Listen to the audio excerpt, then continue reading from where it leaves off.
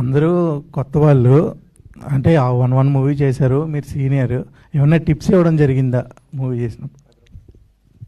వాళ్ళు అడగపోయినా ఇచ్చేస్తుంటాను నేను, అదొక అలవాటు నాకు తనకి.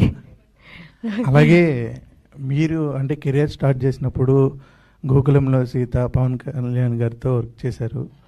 అప్పుడు ఇప్పుడేమో హరిహర వీరమల్లో సినిమా రిలీజ్ అవుతుంది, చూస్తారా మీరు? ఎందుకండి నన్ను ట్రోల్స్లో లేనండి, మీకు దండం పెడతారండి బాబు. నన్ను ట్రోల్స్లో అసలు లేని హీరోయిన్ ఎవరు ఎత్తుకుంటే నేను ఉంటాను అందులో. అప్పుడు ఎక్స్పీరియన్స్ ఎలా ఉండేది? అప్పుడా అది చాలాసార్లు చెప్పాను. అప్పుడు ఆయనకి సెకండ్ మూవీ, నాకు కూడా ఆల్మోస్ట్ సెకండ్ మూవీ. శుభాకాంక్షలు నా ఫస్ట్ కదా, సో నాకు కూడా ఆల్మోస్ట్ సెకండ్ మూవీ. ఆయనకి అక్కడమ్మ ఇక్కడ బై తర్వాత గోకులంలో సీత చేశారు. ఆయన ఎంత డౌన్ టు ఎర్త్ అంటే, యాక్చువల్గా చిరంజీవి గారి బ్రదర్గా యాజ్ అ పవన్ కళ్యాణ్ గారుగా టైటిల్ వచ్చేసి గోకులంలో సీత అనే ఉంటుంది, అంటే నా పేరు మీద ఉంటుంది. పేరు సీత కాదు, శిరీష. బట్ ఆ టైటిల్లో మెన్షన్ చేసేది అంటే గోకులం అంటే ఆయన గోకుల ఇది అని, అందులో ఒక సీత అని.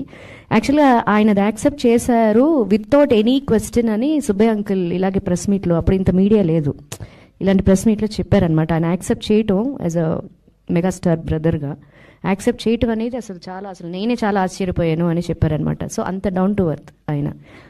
ఇప్పుడు ఈ మధ్య అంటే నేను ఒకసారి ఇప్పుడు మధ్యలో కలిసాను కానీ, బట్ ఇప్పుడు చాలా బిజీ, యూనో, మాకంటే మీకే ఎక్కువ తెలుసు ఇప్పుడు. That is the experience. అది మళ్ళీ తీసుకున్నాడు. చెప్పండి. కాదు రాశి గారు, అంటే మామూలుగా సినిమాలు చూస్తూ ఉంటారా థియేటర్స్కి వెళ్ళి? చూస్తానండి, రేర్గా చూస్తా. ఓకే, అంటే మామూలుగా ఈ లాస్ట్ ఒక 15 years నుంచి కంపేర్ చేసుకుంటే, సో తెలుగు ఫిలిం ఇండస్ట్రీ ఎలా ఉంది అనుకుంటున్నారు మీరు? బాగానే ఉందండి. ఇప్పుడు పవన్ కళ్యాణ్ గారితో చేయాలంటే హీరోయిన్ గానే చేస్తారా, లేకపోతే? మీరు చూస్తానంటే ఇవాళ చేస్తా హీరోయిన్ గా. గోకులంలో సీత 2 రెడీయా?